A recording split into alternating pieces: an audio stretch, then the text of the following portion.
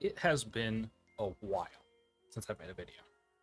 Hello, I'm Monochwome, for those of you that are not familiar with me, and I typically make all sorts of videos. But we'll put that aside for now. This video is focusing on Legend ZA. Now, I'm a big time Pokemon consumer. I've played most of them. I think the only ones I haven't played are Sun and Moon, and I love it. Don't get me wrong. I'm not a Game Freak fan. There are plenty of things it does wrong, but I enjoy the overall concept of the game, the overall feel for the game. And the most part, I've never really had too big of a problem with the games that it's made me not want to get it. Do I want them to do better? Yeah, of course, who doesn't? But that's with any game that you actually like doing. So, to give some theory into this, or theory, to give some general conciseness into this, Pokemon Legends Arceus was my favorite game by far. I loved it. It's one of the best. It had its overall flaws, but nothing was too bad. And I, for the most part, feel somewhat the same about ZA as I felt with Violet. When comparing ZA to the other games, it's very important to compare it to both Violet and Arceus, because they're both games that came right before it, had similar budgets, although Violet had significantly more, but ZA was supposed to have a mainline budget, so it should be compared and it shouldn't be disregarded, because at the end of the day, it is still on the Switch. It was a previous game, so everything that the previous games had, this game should have. So we'll hit the big one out of the way, and that's the real-time combat. I feel like this was a step in the right direction. In some cases, I liked it. I don't like turn-based combat. It's not my favorite. Other than Pokemon, I actually actively avoid it. So it's kind of in this weird place where I actually do prefer this kind of like real-time combat that ZA brought into the game. The problem is that it's almost there. Like it was a step in the right direction, but they didn't go all the way, and they kind of half-assed it, which is going to be a common theme for this, and then just went on with it. First off, they removed the passives. What is it? I'm terrible. I've been playing Pokemon since Red and Blue, but I'm terrible at remembering anything about Pokemon. The passives like Libero from Cinderace, or Protein, I think it's from Good Ninja, stuff like that. They completely removed it, which I think was a terrible idea. They should have like worked that in. And then there's the cooldowns. In concept, a real time is exactly what we wanted from Pokemon. Well, I guess a lot of people want it. Turn-based is nice, but when you really think about Pokemon, you think about the anime and how they're like the Pokemon are jumping all over the area. And I think that would be a cool game to have. But with this real-time combat, all you do is you just target them and then spam all of your skills. It's still just you're just using all your moves. You're not really doing anything, especially against NPCs. You don't really have to move out of the way of anything, so you're just gonna like stand there and spam all of your abilities until they're dead. It's also, it's still obviously still turn-based. Like it's just a it's turn-based in a trench coat.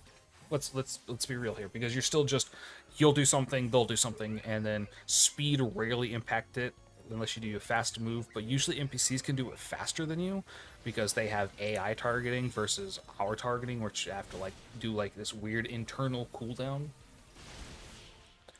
Now, I think that it could be good. Now, the ways that I would kind of improve this in a way is I would first off remove the trainer aspect of it.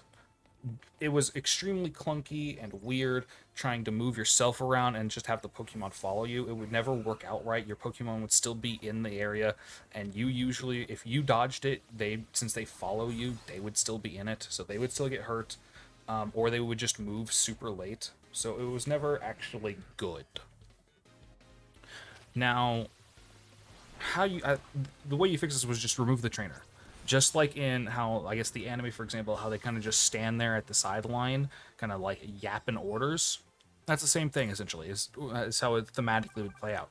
you would control the Pokemon and just kind of like run around the arena. This would give it a more tactile feeling, and you'd have some more strategy to it because you'd actually be able to move out of areas. Also, the fact that you had to lock on to activate the abilities, I feel was a huge oversight. A good example of this is dig. If someone dug, you couldn't lock onto them to guard, so you were just kind of like shit out of luck. So I think that's the best thing to do, is just to make it so that if they went all the way, it would just be putting the trainer on the sideline and you controlling the Pokemon. It would make a weird interaction for sure, but I think it would be the better overall choice. I don't know of a way to get it so you could still control the trainer and it's not feel bad, is what I'm trying to get at here. I think the Mega Evolutions were integrated well. The evolution timing feels a little weird, but that's whatever. In the PvP mode, it felt a little bit better, but the fact that you could use it to iframe, I feel like was a huge oversight. But we'll get into that when we start talking about the actual PvP, because I have a lot of thoughts on the PvP. Or I should guess say ranked, whatever. So with combat out of the way, I want to talk a bit about the catching mechanics and a little bit about the wild zones, I guess. We'll start with the wild zones. The wild zones are okay. I'm not too upset about them. They seemed a little small, but you're trying to put it in a city, so it feels, while it feels somewhat awkward, it's the best that you probably could do with doing it inside the city. Now, you could have made the city much larger, which would allow the wild zones to be much larger, and that would have been good, but also at some point that would be too large. But I do think that it should have been on a much larger scale of a map, to be honest. I think if you scaled up the city, it would solve the issue of the wild zone. Now, catching. The catching mechanic is one of the reasons I loved Legends Arceus. I loved being able to catch Pokemon outside of having to battle them. You know, you have to battle them and they do that. That's why I loved Arceus. But one thing that Arceus shined more on was its ball variety. Well, ZA had ball variety too. It actually had, depending on how you look at it, it had more ball variety, but they were not real ball variety. Because at the end of the day, you would just use Dust Balls, Ultra Balls, Quick Balls. You can't do Fast Balls because they're so hard to get. You get them randomly, and I think as a ranked reward. So you couldn't get enough of them to actually use them. So those are the 3 balls. If you were using anything other than the 3 balls, you're doing it purely for cosmetic reasons. They all had their own unique effect, which is good, but at the end of the day, if you're just trying to go after catching... Oh, I guess the repeat ball, too. If you're trying to do things like Shiny Hunt, repeat balls are really good. Because if you've already completed the Pokédex, you already have all the Pokemon, so it's good. But what really what made me dislike it, or made it feel really weird, is Legends Arceus, I could throw a Pokeball and snipe a bird out of the sky from 300 meters away. It didn't feel like there was a range where the ball failed as long as I actually hit it. In ZA, you could target them. You'd be close enough to target them, but the ball still miss, even though you saw it go through the model. Like, they have this really weird, bad range. And I feel like they should go back to the Arceus style of having it just infinite range as long as you could aim it correctly. And if you missed a ball, there was a person that like gave you your balls back, and I'm not really going to talk much about that because I'm okay with it, honestly, especially with how janky the mechanics were. I feel like if it was more Arceus, where it was, you know, your own failures, then I could see it being without, but also, I'm fine with it, to be completely honest, because it's only if you miss. It's not if you failed the catch. So, I'm fine with it. I do wish they had more alpha Pokemon, though. I loved the alpha Pokemon in Arceus, and I wish there was more variety. I wish I don't know if every Pokemon can be alpha, but there should have been more Pokemon overall, and then allow them to be more alphas. But that might be with just more wild zones, because the wild zones themselves didn't have much diversity. There was maybe like 5 to 10 Pokemon in each one, usually about, I think it was like 5, averaging on 6, usually, and it took me 5 minutes in the wild zones to complete it. The only times it took a little bit longer is when they had like the night form, and I had to wait for I had to go like to a bench, rest a night, or they had ones that like specialty spawn, so they wouldn't like guarantee spawn there. But those are my overthought. I wish it leaned more into the Arceus catching mechanic and didn't try to do this like new catching mechanic, because they had it perfect with Arceus. I don't know why they changed it. It just made no sense. Now, to move on, I think the structure, the progression, and the grind for ZA was good. In these most recent games, Arceus, Violet, and ZA, I have loved that they have gone away from the traditional gyms. I know Violet had a gym system as well as the what are they called? The gang, whatever, the gang violence gyms.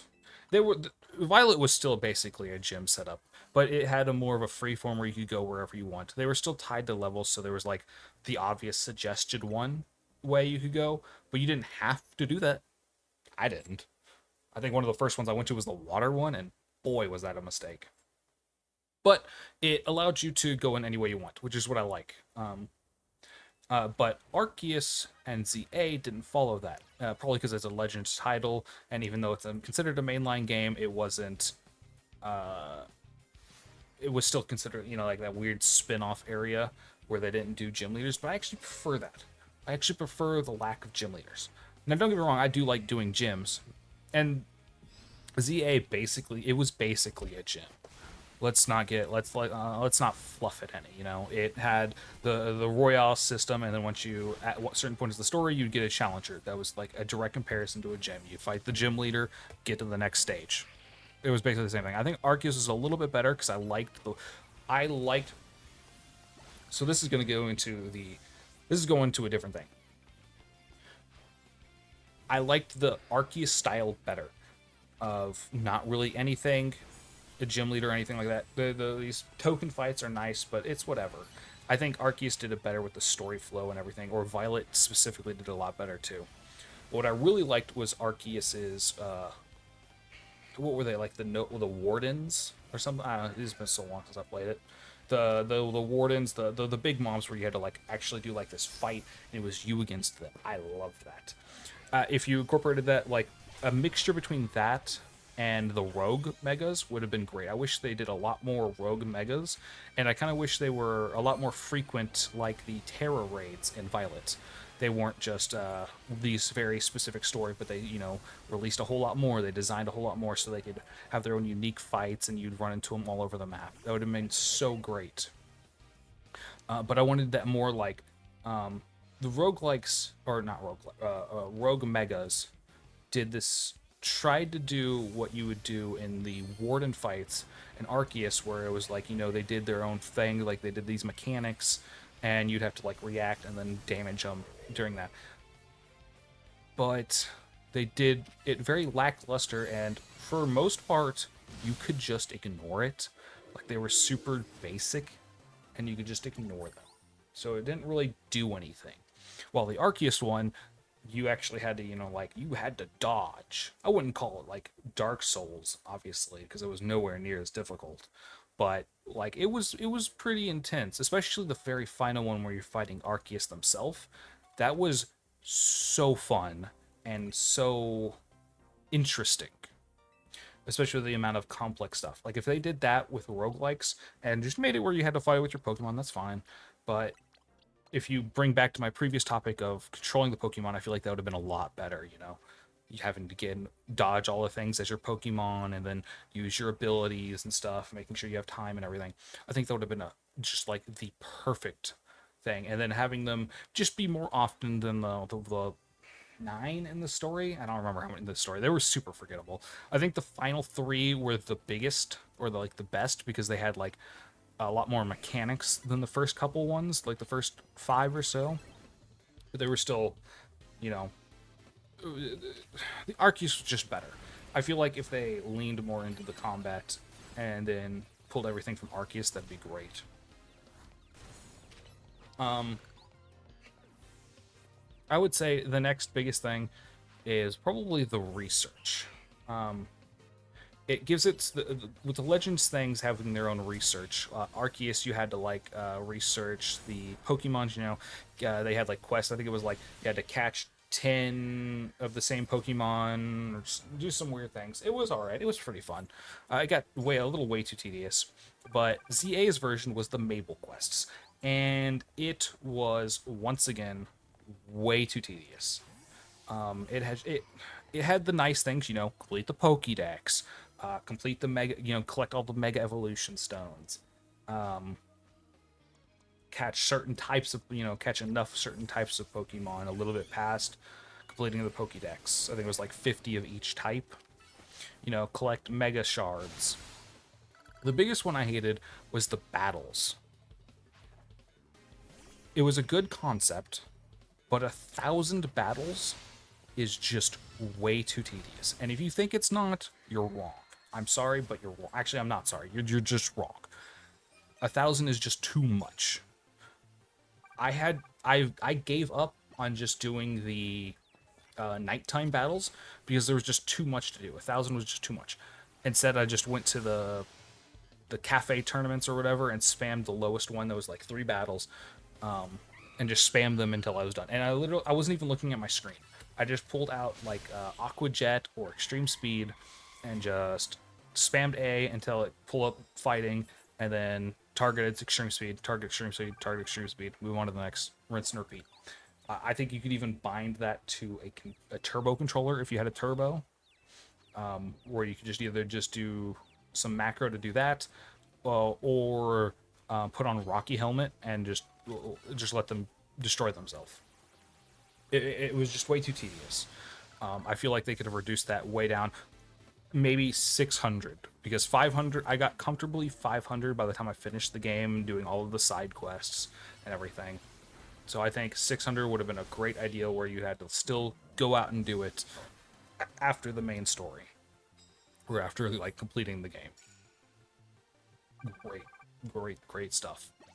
Other than that, it was nice. I like getting the shiny charm that way.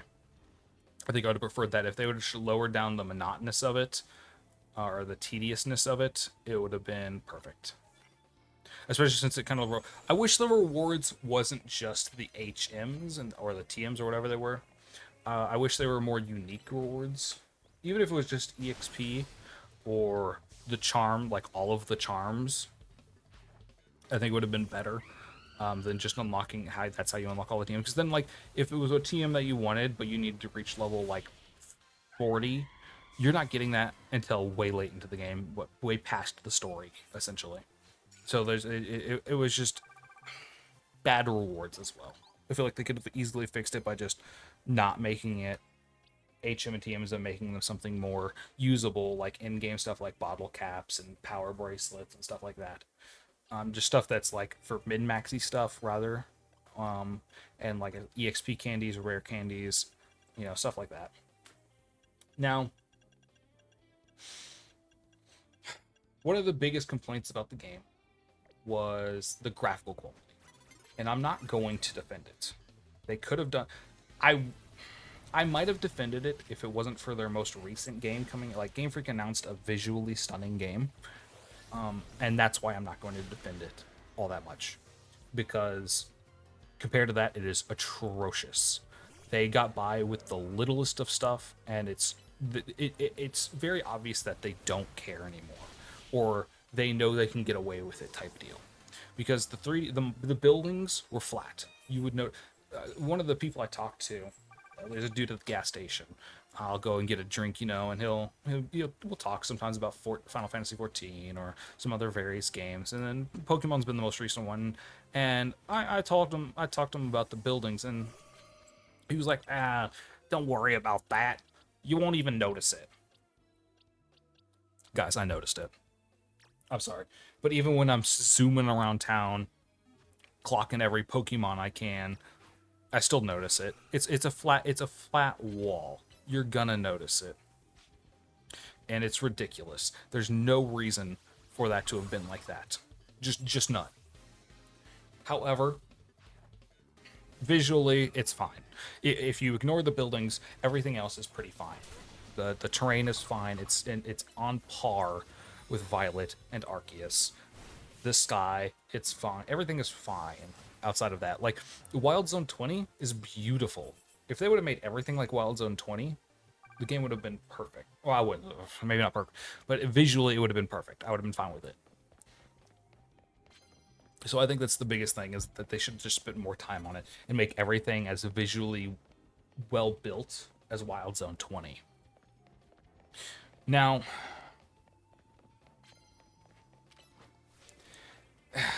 the best way to put this is, I think, especially for like the Pokemon and everything, like the Pokemon looked fine.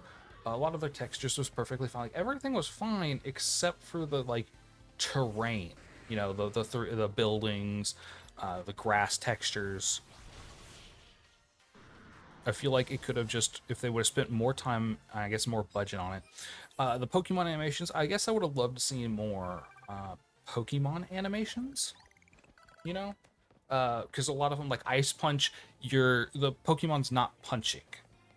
Sometimes they do like a fake punch, you know, like kind of like swipe or something, and then this like big blue fist just comes out of their chest. Like that's not. I mean, yeah, that's an Ice Punch, but you could have done better. You know what I mean? There's no in 2025. There's no reason you could have not made them actually punch and it be ice. You know what I mean? Now, the story and the narrative, I actually, over these past 3 games, I have enjoyed the story and the narrative way more. I'm going to be completely honest and say that every game before Sword and Shield, Sword and Shield was kind of in the middle ground here, so that's why I'm going to make that the cutoff point, was super forgettable. I can sum up every Pokemon game ever very easily. You start out in a town, you're given your starter, you leave, there is a minor conundrum that you bypass. You level up your Pokemon, you get to the city with the gym, you beat the gym, you start uncovering things. The main bad organization does something, and you slowly learn that they're bad people. Ultimate culminating where you find out that they're gonna do something bad, like destroy the world or destroy this continent or get rid of all the water or some shit. It's ridiculous. It's super predictable, and it got super lame and boring. Violet and ZA and Arceus have told really good stories. Like their story writing is impeccable now. It's still a kids game, so I give it leniency on certain things. But overall, it's a great story. They're writing good stories now, and it's not the same cookie cutter stuff that Pokemon normally does. Violet was still a little bit more of a cookie cutter, but this isn't about that. This is about ZA. ZA had its own unique story, and it was actually pretty well. Now, granted, this flow of the story did almost the same thing, where it kind of like it rinsed and repeated. You know, you would get to a certain rank, and then you would do something with the characters, like the rogue megas, or something would happen, and you need to respond to it, and then you would get your challenger ticket, and then you'd rinse and repeat over and over and over again until you reach the final story. The conclusion was actually really nice. There were some things that were stupid as all hell, like building the parkour course when we're trying to fight evil incarnate and stop the world from being destroyed or whatever. And they were like, we made this obstacle course. Why? Why the fuck would you? They even commented on that in the game through dialogue. Like, why would you do that? It doesn't make sense. It doesn't narratively fit. Like, this is not the time to be doing that. Other than that, I love that they introduced a boss fight in it. It was very dynamic. I wish they did it a little bit more, like where you had to like switch out typings or whatever, but the problem was it just had too much HP. It was eventually you just stand behind a boulder and spam your abilities. I found a place where I could stand completely still and not be touched the entire time, and then just spam my Pokemon skills, and it eventually died. And it took forever because they had so much HP. and weren't weak to anything. I think, I don't know, unless I just didn't do it right. But they weren't resistant to the Pokemon I was using, and I swapped the move a couple times because I was just bored, and they never said weak or resistant or anything like that. So I don't know. It was weird and it took long, but it was still a good, like, thematically it was great. Now there are a couple things I want to touch on before kind of wrapping it up. I think what this thing is majorly missing the most, and one of my biggest gripes with it, is the lack of multiplayer. Violet introduced the perfect multiplayer, and I think that there's no reason that every game after Violet shouldn't have it. Because they already have it in their source code. It obviously already works. They just need to, if they're so used to reusing stuff, why wouldn't they just reuse that? Take the code, slightly change it, whatever they need to change, because they already have it written. You're able to join in on the world and do things, and even participate in. You weren't able. I don't think you were able to participate in story, but like you could have been in the world while they were doing story or something like that. I don't know. It was perfect multiplayer for a Pokemon game. Like just perfect, and there's no reason they shouldn't have had it in any form. And with that, we get to the actual multiplayer of the PvP, ranked matches, the Battle Club, whatever it's called. It is by far the worst thing I have ever had to deal with, ever. First off, putting the Mega Stones as a reward forward for it, so you're required to do it, worst decision ever. Just absolutely worst. But also, a 4-person battle royale was just the worst decision that you could have done, especially in that tiny ass arena, dude. It was so small. But not only was it unfun to do and grind, mostly because I knew I had to do it rather than I wanted to do it, but honestly, I think I would say maybe not every single match, but every other match had some form of cheater. And it was a cheater because there was one dude who broke out a Pokemon in a Beast Ball. A Beast, like, how obvious can you make your cheating? And then there was one, I mean, there were several that were just like taking less damage. Like, it was obvious. Like, I do a fairy move against a dragon type, and it would take not nearly as much damage as it should have, even though it was a stab move. And they were just taking like 5% of their health. And then they'd one-shot everybody regardless of, like, they'd use a dragon move or something on a fairy type. I don't know, actually, you could do that if they're 100% resistant or something like that. Either way, you get the point. There was a lot of cheaters. Luckily, you never really ranked down. You as long as you got like 3 kills, you would always rank up. You'd always get points. So eventually you'd grind it. I never really had too much of a problem because usually the cheaters was just cheating in a shiny alpha. So it wasn't that bad. Now, granted, it's still cheating, but I mean, they probably had perfected stats or whatever. It's whatever. It was mostly the people that would cheat in defenses or being able to like sprint in the match. Those were the big problems, which didn't happen nearly as often, mind you, but it was still pretty bad. I don't think that a 4-person kind of like battle format was the way was the way to go. It was just a terrible. It did not feel good the entire time. But that could have been because of the combat system of ZA and not the actual 4-person combat itself. It might have been better if you were able to, like, you were just playing your Pokemon, kind of like what's that one Pokemon fighting game? I don't know. Pokemon fighting game. Showdown? Pokken tournaments. Pokken tournaments. It should have been something like that. I've never actually played Pokken tournaments, so I don't actually know how that plays. But that's what I kind of imagine whenever I see videos of it. That would have been great. And if that was how the 4-person worked, it would have been perfect. But it wasn't. And so it just felt bad because you would like have to like move out of the abilities, but the abilities were so big you would never move out of them anyways. I'll stop yapping about the PvP. I don't think it was good. So, to kind of give my thoughts on the game. Is it a game worthwhile? Yeah, honestly, I think it is. I just most of it mostly felt like they half-assed everything and they didn't give a fuck. It's very obvious.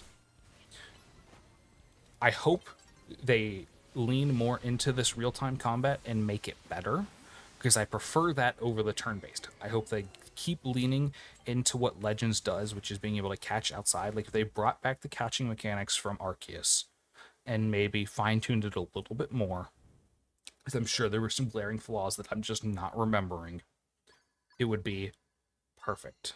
And then built in the real-time combat, whether it's making it like the Pokken or some type of hybrid, but the combat felt really clunky and it still felt like turn-based in a trench coat. They leaned into the alphas and they leaned into the mega rogue megas and made it a lot more abundant. And in whatever the next catching mechanic is, and in the next game, maybe it's not megas.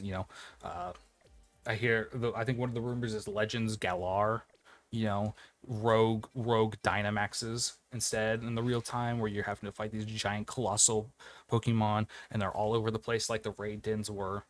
Fantastic. But if that's not actually Galar or whatever the next mechanic is, I don't really care. And then I think every game from this point on should have multiplayer. We are in 2025. There's no reason not to. Blueberry Academy was fantastic. Doing all those quests with your friends was just the best thing ever from a Pokemon game, and I wish it would do that again.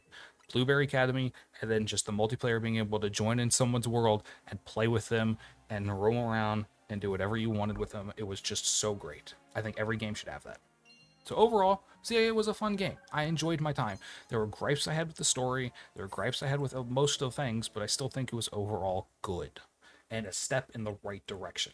I just hope that they either take it away from Game Freak and give it to a company that actually cares, or start making better calls if Nintendo or the Pokemon Company or whatever is holding back Game Freak through budget constraints or whatever constraints they may be putting on that we just don't know about, and letting them actually put their heart and soul into it, it could be the best game to release, and then you wouldn't have to worry about things like suing Palworld because you'd just be making a good game. You do not need to worry about people stealing your ideas and copying them if you simply make a good game. That's the most important part. Thank you all for watching. I'm sure I'll have another video out in 2 years when I think about creating one again. Or not. I don't know. Hey, what's up? See you guys later. Thanks. Like and subscribe. Something like that. Peace.